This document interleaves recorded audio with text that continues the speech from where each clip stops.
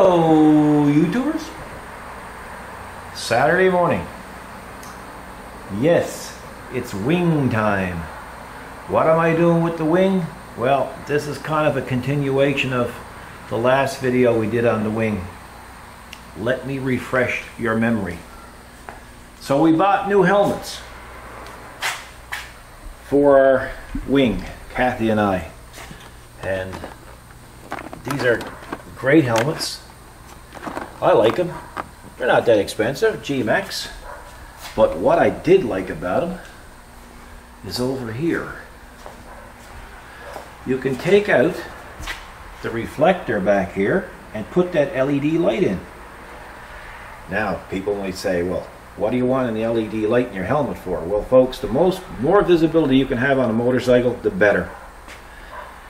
Now, this here can work up to a wireless system, such as this. Just two wires, hooks up to your brake light. Well, in a perfect world, that works great. The module is pretty simple. There's no frequency marked on it, so your yellow is your positive and your white is your negative. So just watch your polarity when you do, or if you do, hook something like that up. Yeah, what I liked about the light, even if you don't use that wireless module, you can just have it flashing like that on its own. Like that. Like that. Or off.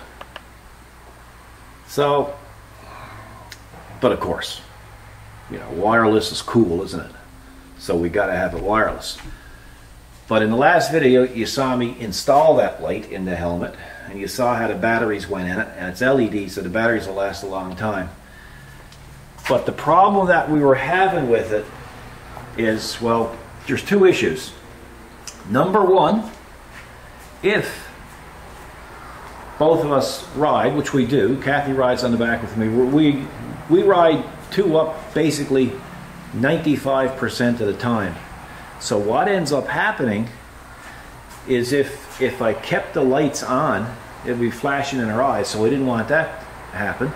Now there is a switch on it, as you just saw me pushing on the helmet, and that can turn it off, but we still ran into a second issue. And the second issue is those little modules are putting out different frequencies, and those frequencies were conflicting with each helmet. So in other words, if you had two modules powered up, one to run each module, none of the helmets would work. So my goal was to try to isolate the problem. In other words, cut power to one module. When Kathy was using her helmet, she would only have power to her module, and I'd be able to turn off my module. So that's what I'm doing. So you can see here, that's a switch that I bought. This is the module. There was something else there that I had. Just trying to find it. Oh yeah, these things here. I like to use these things on regular toggle switches, and it keeps the dust out of the switch. So I'll show you what I got done so far. I have a switch put down in the trunk. Right out of the way is down here in the pot. Let me get the light so you can see it better. And I have the module velcroed in. And that's just going to go on there like that. And then, see if I can get this for you, where you can see it. Because I don't know if you're going to be able to see it. Okay. Let me see. There's the switch, folks. Turn it off and on. So it's down under the way. Oh, by the way, somebody's going to ask me what that's for. That's just to let, this is a little lever when you push it to let your trunk locks go for your helmets. Yeah, so basically what I'm going to do is I'm going to hook the other one up here, and this one's going to be here, so when Kathy is riding with me, I'm just going to have hers turned on and mine turned off. And as you can see, you can't even see the switch. There's just no sign that the switch is there. and the light will go back on easy enough. So I'm going to hook up the other one, and well, I'll just for those who haven't seen this work yet, let me turn on the lights here and see. So Kathy's helmet is over there. So you see it flashing, folks? Now, that's a bit misleading what you're seeing there, because that particular light is flashing, and the reason why it's flashing is because I have a module hooked up to all the brake lights on the bike, so all the brake lights flash on the bike anyway. So the module is only going to flash as well as the brake lights. So like if anybody don't have that flash module hooked up to their bikes, when you put on your brake and you hook up that machine, your light's going to be on solid on your helmet. So I just wanted to let you know about that. Okay, the last light is done. The switch is installed. And yeah, I got everything heat shrinked, soldered, and heat shrink. Don't use any of those stab locks, folks. They're inferior. I do not like those things. They can cause electrical issues. And in my opinion, they shouldn't be used in a case like this or anywhere. Maybe up under a dash. Okay. I have Velcro put under the module. And of course, when it's put back together, it fits perfectly as it's down inside the pot.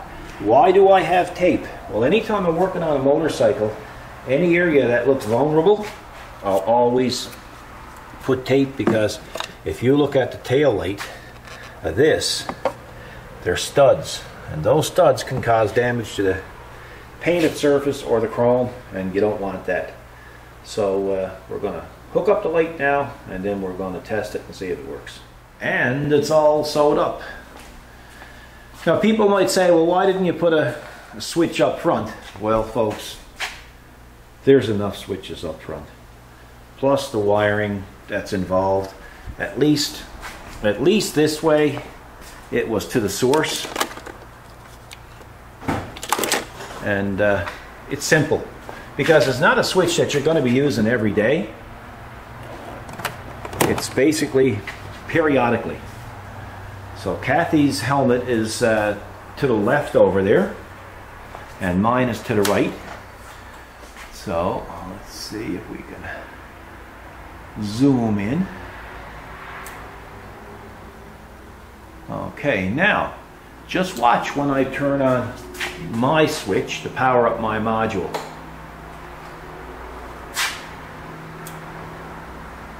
That's right, nothing happens. Now when I turn off Kathy's, mine works. So it's pretty simple. So when Kathy's not on, I'm going to use my helmet. My helmet's going to use the LED. And when Kathy is on, my switch is going to be turned off. And that way I don't blind her. Very simple, folks. Very simple. Simple, but effective. Okay, folks. That's part 2. And of course, the final part to the LED brake light in the helmet. Kind of unique, and you know, people might think it's a gimmick, but you know what, when you're at a traffic light and you got a truck behind you, any pickup actually, you can't see your tail lights, he's too close to you. But if you can see your helmet, you got a chance. So the more visibility on a motorcycle, the better.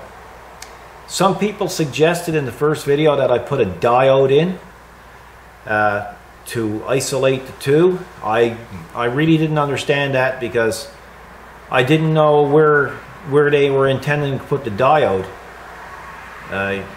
For either one of those lights to work, you have to have power to them. So a diode is either on or it's off. So I didn't understand that. If anybody suggests anything like that, the best thing to do is say, well, here's how I would do it. Don't tell me to put in a diode, tell me how to do it. Then I'll have a better understanding and I can entertain the idea. Some other people said, well, contact the company and see if there's a different frequency. I really don't know how how the company would know about another frequency, because there's no frequency marked on those modules at all. If I can think about a downside, I really think that if there was two riders on two different bikes in the same proximity within 100 feet of each other, it might corrupt the signal and none of the helmets work. I don't know, because basically that's the same as having them two modules on together there now. So who knows?